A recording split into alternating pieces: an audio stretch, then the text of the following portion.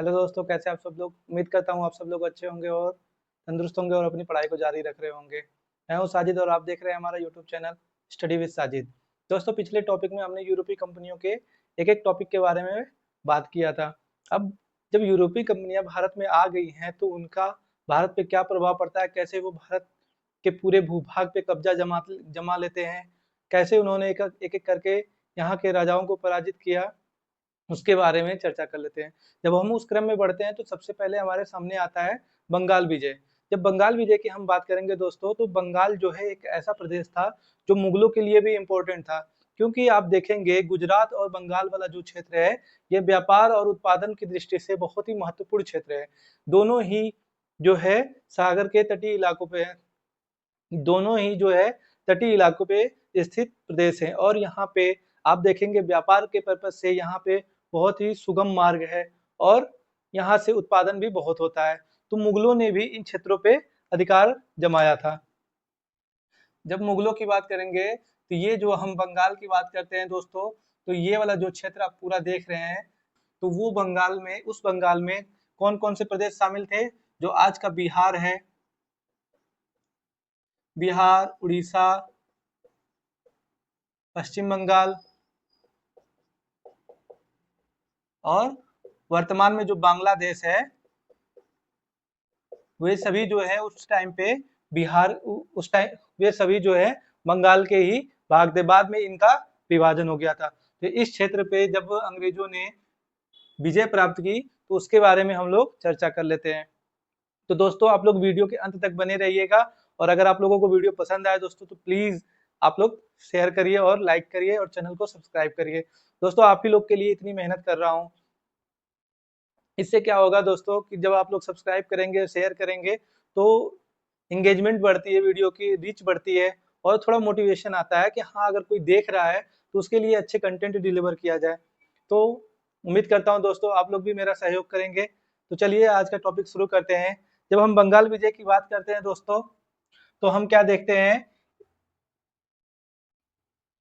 बंगाल विजय के दौरान हम क्या देखते हैं दोस्तों, एक डेट आता है 1707 और फिर एक डेट आता है 1717। ये दो तिथियां जो है बहुत ही महत्वपूर्ण है। इस तिथि पे क्या होता है, औरंगजेब की मृत्यु होती है, औरंगजेब की मृत्यु हो जाती है। और इस तिथि पे क्या होता है कि हमने पिछले टॉपिक में आपने आपको बताया था कि फारुखसियर ने एक फरमान जारी किया था अंग्रेजों के लिए, जिसको हम लोग मैग्ना कार्टा के नाम से जानते हैं। और यही मैग्ना कार्टा जो है अंग्रेजों को बढ़ावा देता है व्यापार के लिए। हमने ये पढ़ा था कि इस मैग्ना कार्टा के माध्यम से 3000 रुपये वार्षिक की दर पे इस क्षेत्र पे, बंगाल, बिहार, उड़ीसा के क्षेत्र पे इनको निःशुल्क व्यापार करने और दीवानी का अधिकार कुछ ही मात्रा में दे दिया गया था, जो अंग्रेजों के लिए काफी किफायती साबित हुआ था। और ये वाला जो समय है दोस्तों, 1707 के बाद का जो समय है, ये उत्तरवर्ती मुगल काल का समय होता है। इसमें मुगलों के जो उत्तराधिकारी होते हैं वो बहुत ही कमजोर होते हैं और आप देखेंगे आगे चल के ये जो है पेंशनधारी हो जाते हैं अंग्रेजों के, ये अंग्रेजों के पेंशन पे जिंदा रहने वाले हो जाते हैं। तो इसी सिलसिले में जब हम आगे बढ़ते हैं दोस्तों, सॉरी, जब आगे बढ़ते हैं तो बंगाल में एक सूबेदार होता है जिसका नाम रहता है, सूबेदार का नाम है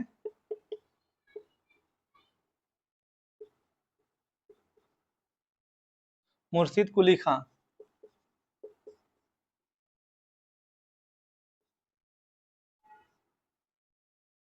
1717 से लेके 1727 तक बंगाल का सूबेदार रहता है। और ये क्या करता है दोस्तों कि ये जब सूबेदार रहता है तो ये मुगल सम्राट को नजराना भेजता रहता है,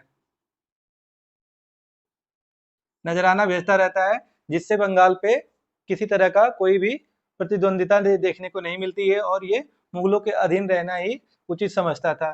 फिर उसके बाद 1727 ईस्वी में इसकी मृत्यु हो जाती है और इसका उत्तराधिकारी कौन बनता है, इसका उत्तराधिकारी बनता है सुजाउद्दीन। और ये जो है 1727 से लेके 1739 तक यहाँ का सूबेदार रहता है या नवाब बन जाता है। फिर इसकी 39 में मृत्यु इसकी हो जाती है। इसके बाद एक एक नवाब बनता है सरफराज। यही वो सरफराज है जो धोखा देता है। धोखा क्या देता है, बेचारा मारा जाता है बेफिजूल का, खाया पिया कुछ नहीं, गिलास तोड़ा 12 आना। ये जो है 39 में ही बनता है शासक, 1739 में ही बनता है, और अगले ही साल इसको जो है एक उत्तराधिकारी होता है मुर्शीद कुली खां का, जिसका नाम होता है अलीवर्दी खां। अलीवर्दी खां जो होता है ये बनता है नवाब बनता है पश्चिम बंगाल का, और ये सरफराज की हत्या करके नवाब बनता है।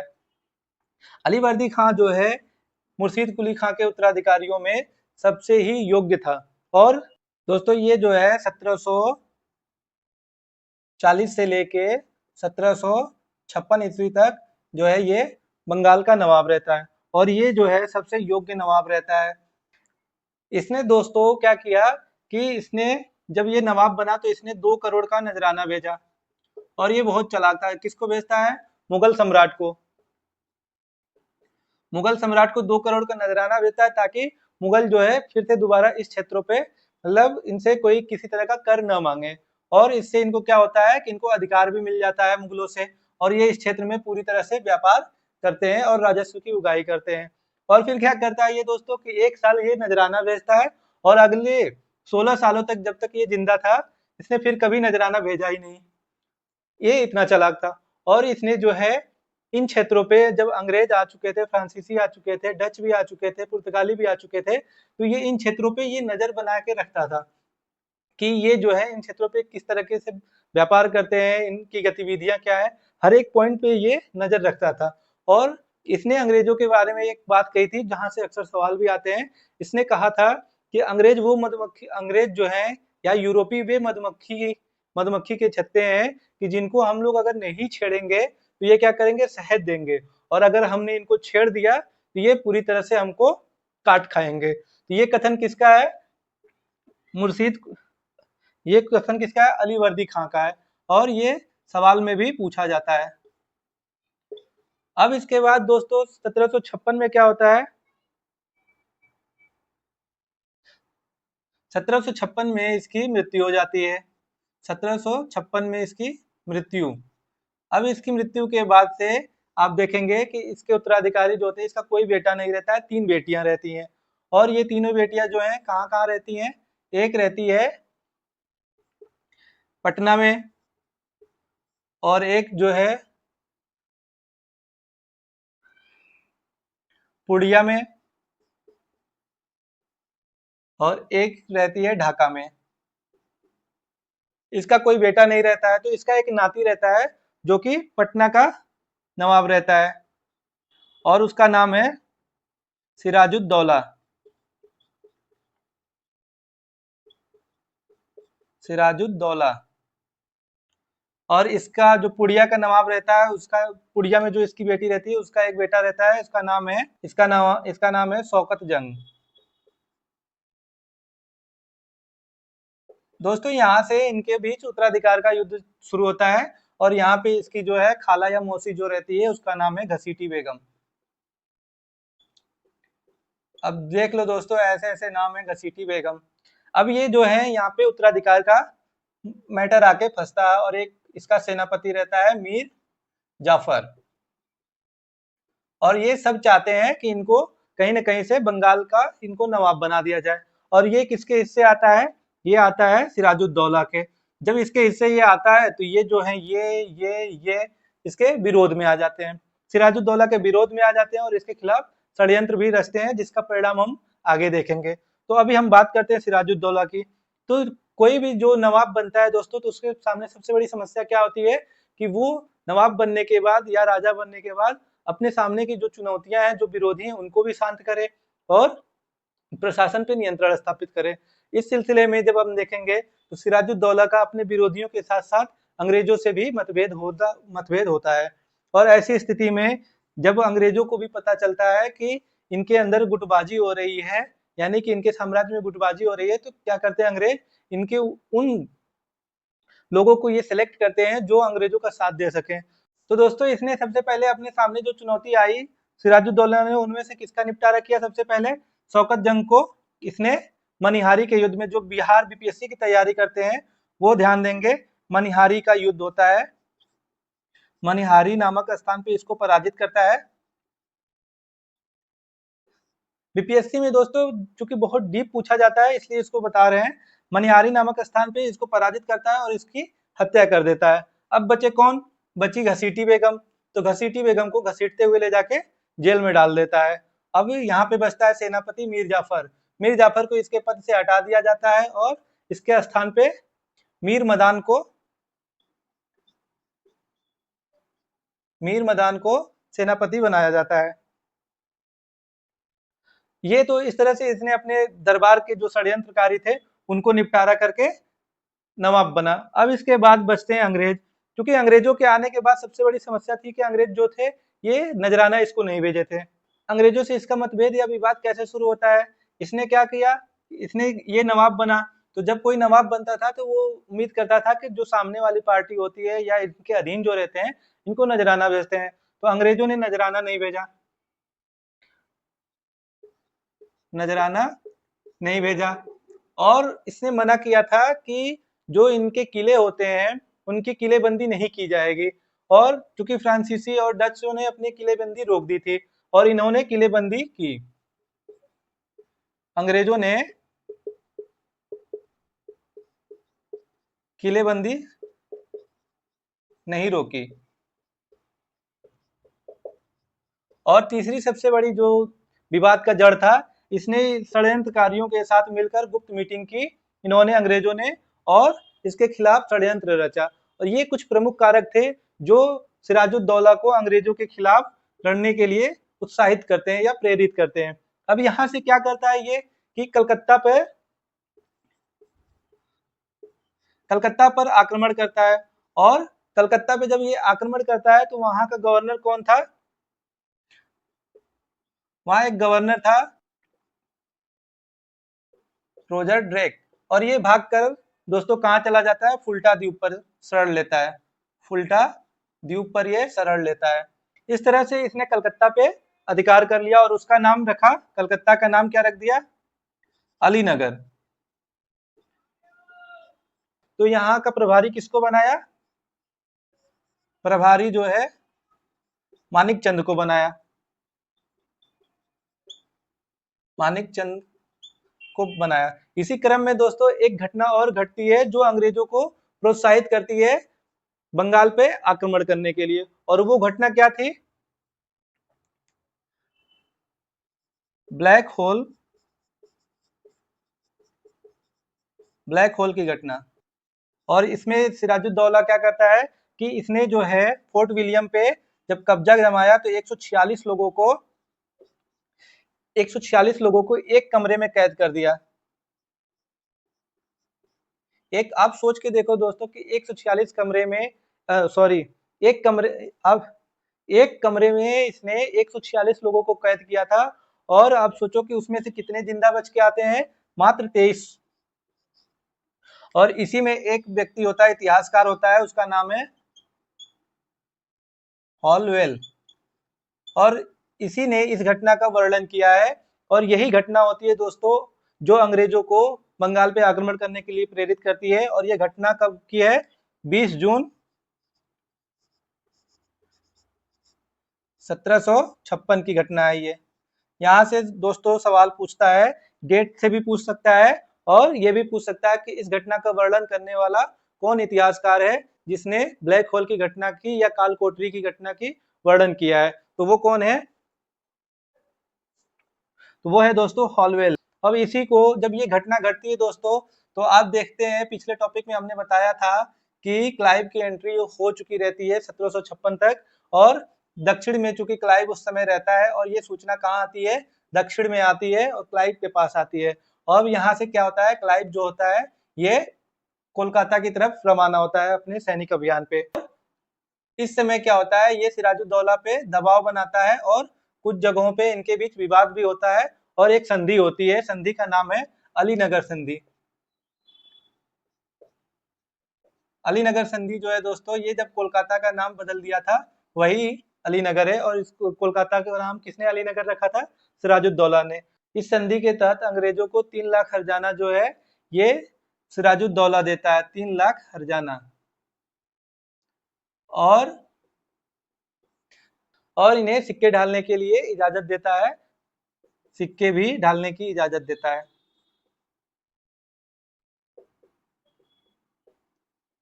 अब इसके बाद दोस्तों इसी को पर्पज बना के, इसी घटना को पर्पज बना के अंग्रेज जो है शांत नहीं बैठते हैं और इनको पता चलता है कि इनके कुछ विरोधी भी हैं सिराजुद्दौला के, जो षड्यंत्र रच रहे हैं। तो ये क्या करता है दोस्तों कि इनके साथ मिल जाता है। अब उन विरोधियों के बारे में भी हम लोग जान लेते हैं कि सिराजुद्दौला के दो गुट बन जाते हैं, एक जो होते हैं अंग्रेजों के समर्थक होते हैं और एक जो होता है सिराजुद्दौला का समर्थक होता है। तो इसमें जो अंग्रेजों के, तो जो सिराजुद्दौला का विरोधी होते हैं उनके बारे में,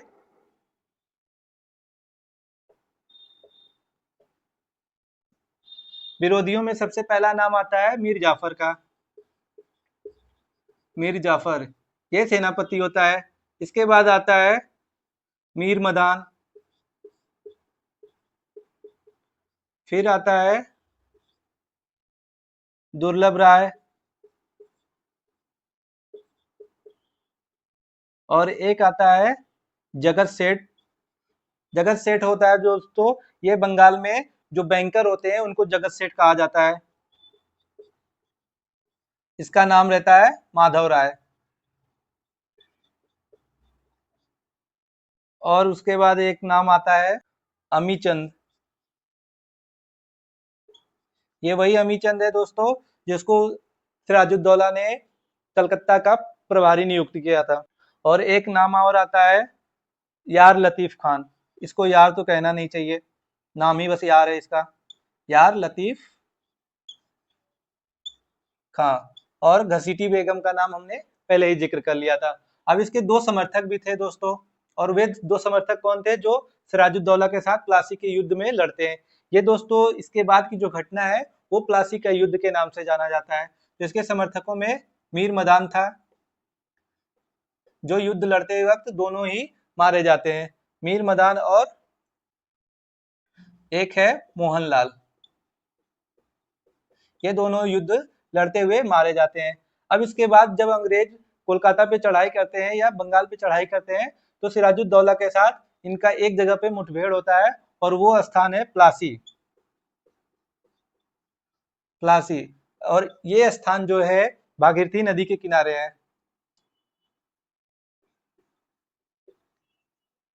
भागीरथी नदी के किनारे है, और इसी स्थान पे वो युद्ध लड़ा गया था, और इसको हम लोग क्या कहते हैं, प्लासी का युद्ध। अब इस युद्ध में क्या होता है दोस्तों कि एक तरफ अंग्रेज होते हैं और ये गद्दार होते हैं, और दूसरी तरफ सिराजुद्दौला होता है और उसके चंद समर्थक होते हैं। और ये जब प्लासी के युद्ध में दोस्तों पहुंचते हैं तो सबसे बड़ा गद्दार जो होता है मीर जाफर होता है।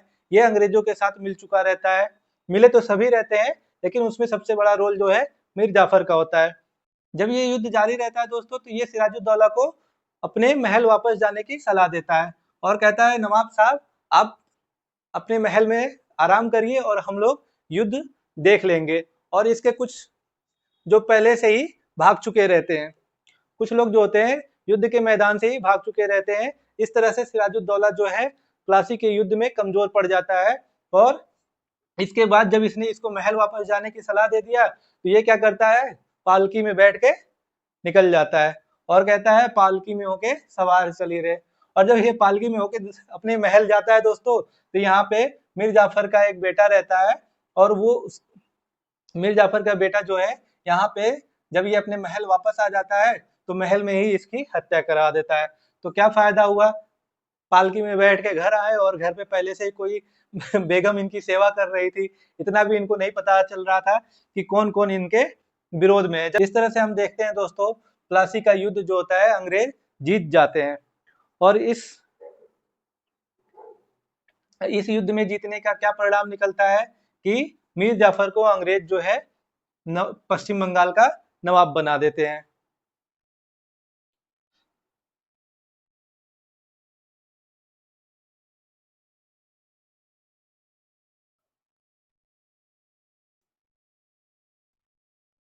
दोस्तों जब प्लासी के युद्ध के बारे में सवाल आता है तो एक डेट पूछा जाता है कि प्लासी के युद्ध कब हुआ था, तो ये हुआ था 23 जून। ये युद्ध हुआ था 23 जून 1757 ईस्वी। ये प्लासी युद्ध की घटना की डेट है, प्लासी युद्ध। इसके बाद जो है, इस घटना के बाद मीर जाफर को नवाब बनाया जाता है, और ये जो होता है अंग्रेजों की कठपुतली होता है, और ये नवाब बनता है 1757 से लेके 60 तक ये नवाब बनता है, क्योंकि ये पूरी तरह से अंग्रेजों के ही नियंत्रण में रहता है। 24 परगना, जब आप पश्चिम बंगाल देखेंगे तो वहां पे एक 24 परगना है, जिला है, इसका 24 परगने की जमींदारी जो है अंग्रेजों को दे देता है। इसके बारे में कहा जाता है दोस्तों, ये पहले से ही कठपुतली था, और इसके बारे में एक कथन है कि इसको क्लाइव का गीदड़ कहा जाता है। क्लाइव का गीदड़, क्लाइव का गीदड़ किसको कहा जाता है? मीर जाफर को कहा जाता है। इसके बाद जो है दोस्तों, आप देखेंगे आगे चल के 1760 ईस्वी में अंग्रेज जो है इस पे ज्यादा दबाव बनाते रहते हैं, तो इसकी भी अंग्रेजों से अनबन होने लगती है। तो अंग्रेज को क्या चाहिए था कि हमको ऐसा व्यक्ति चाहिए जो हमारी बात सुने, और जब ये देखता है कि अंग्रेज कुछ ज्यादा ही लालची हो गए हैं, तो ये जो है अंग्रेज कुछ ज्यादा ही लालची हो गए हैं, तो ऐसी स्थिति में क्या करता है दोस्तों कि ये अंग्रेजों से इसका मतभेद होता है। और हमने पिछले टॉपिक में आपको पढ़ाया था बेदरा के युद्ध के बारे में। बेदरा युद्ध के बारे में जब आप डचों वाला भाग देखेंगे, अगर आप लोगों ने नहीं देखा है तो डचों के आगमन का, तो वो वाला वीडियो आप डिस्क्रिप्शन में मिल जाएगा, आप लोग उसमें देख लीजिएगा। बेदरा का युद्ध होता है अंग्रेजों के बीच और डचों के बीच। ये क्या करता है? डचों से संधि करता है, डचों से मिलकर अंग्रेजों के खिलाफ लड़ता है।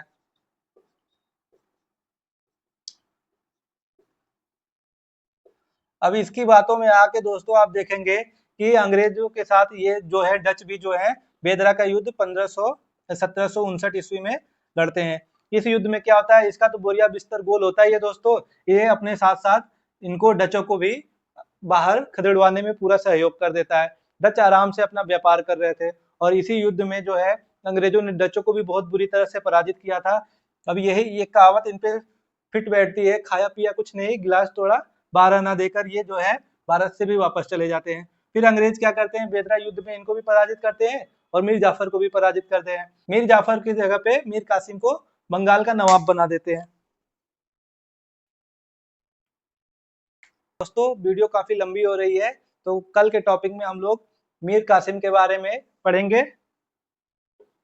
मीर कासिम, और इसके बाद आप देखेंगे दोस्तों एक और घटना घटती है, बक्सर का युद्ध।